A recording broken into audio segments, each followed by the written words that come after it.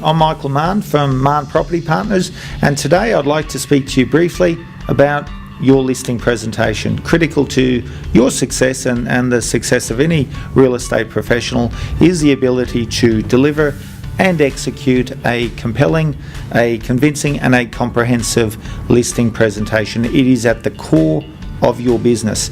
Yet, too many agents go into their listing presentation without a plan, without knowing what their outcome is going to be and how they are going to get there. So to assist your listing presentations moving forward, I would like to break it down into 4 quadrants. Quadrant 1, establishing the basis of a relationship. How do you do that? You need to form a connection, a human connection, an emotional connection. As real estate professionals, we do that through building rapport.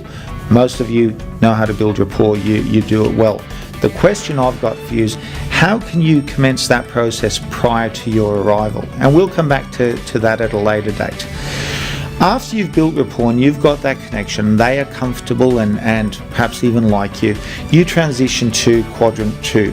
Quadrant 2 is absolutely critical, and I refer to this part of the listing presentation as your journey of discovery. This is not about you, this is about them. What their needs are, what their motivations are, what their fears and concerns are.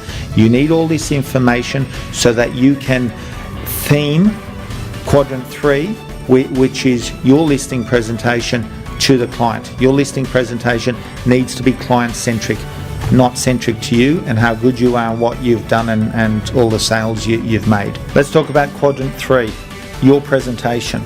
Rather than your presentation being about you and what you've done and how good you are and how successful you are, make your presentation centric to the client. You've just gone through a journey of discovery. You know what their needs are. You should have done a needs analysis as you are speaking to them. You should know what their fears are, what their motivations are, and your presentation needs to be client-centric.